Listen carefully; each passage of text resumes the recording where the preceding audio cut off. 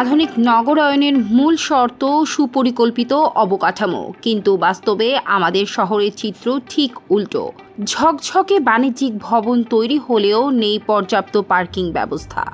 ভবন নির্মাণ বিধিমালা অনুযায়ী প্রতিটি ভবনে নির্ধারিত পার্কিং স্পেস থাকা বাধ্যতামূলক, কিন্তু বাস্তবে অনেক ভবন মালিক রাজুকের নকশায় পার্কিং দেখিয়ে অনুমোদন নিলেও পরে সেই জায়গা গুদাম বা দোকানে রূপান্তর করেন। ফলে আন্ডারগ্রাউন্ড পার্কিং হয়ে যাচ্ছে অতিরিক্ত বাণিজ্যিক স্পেস। একদিকে কোটি কোটি টাকার ভাড়া, অন্যদিকে পার্কিং বাণিজ্য। এই দ্বিগুণ লাভের বলি হচ্ছে সাধারণ মানুষ। পার্কিং না থাকায় বাধ্য হয়ে গাড়ি রাখা হচ্ছে রাস্তায়। এর ফলে তৈরি হচ্ছে ভয়াবহ যানজট, যা প্রতিদিন নগর জীবনকে স্থবির করে দিচ্ছে। মার্কেট মালিকরা এক একটি দোকান থেকে লক্ষাধিক টাকা ভাড়া ও অগ্রিম অ্যাডভান্স নেন, কিন্তু সেই মার্কেটে পর্যাপ্ত পার্কিং সুবিধা নেই। ক্রেতারা গাড়ি রাস্তায় রেখে ঝুঁকি নিয়ে কেনাকাটা করেন, আর পুরো দায় গিয়ে পড়ে সাধারণ নাগরিকের ওপর।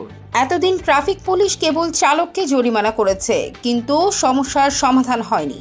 এখন প্রস্তাব উঠেছে যে ভবনের কারণে অবৈধ পার্কিং হবে, দায় সেই ভবনের মালিকের উপরই চাপাতে হবে। যৌথভাবে সিটি কর্পোরেশন ও ট্রাফিক পুলিশকে নিয়মিত পার্কিং অডিট করতে হবে। নকশা অনুযায়ী পার্কিং না থাকলে তাৎক্ষণিক উচ্ছেদ, এমনকি লাইসেন্স বাতিল পর্যন্ত ব্যবস্থা নিতে হবে। জনদুর্ভোগ সৃষ্টি হলে ভবন মালিকের ওপর জরিমানা ও আইনগত ব্যবস্থা নিশ্চিত করতে হবে। জনগণের ট্যাক্সে তৈরি রাস্তা ব্যক্তিগত পার্কিং লট হতে পারে না। ব্যবসা চলবে নিয়ম মেনে, কিন্তু রাস্তা থাকবে সাধারণ মানুষের জন্য। আমরা কি এমন শহর চাই যেখানে ভবন মালিকের মুনাফার কারণে রাস্তা আটকে যাবে, নাকি এমন নগর চাই যেখানে নিয়ম মানা হবে সবার জন্য সমানভাবে?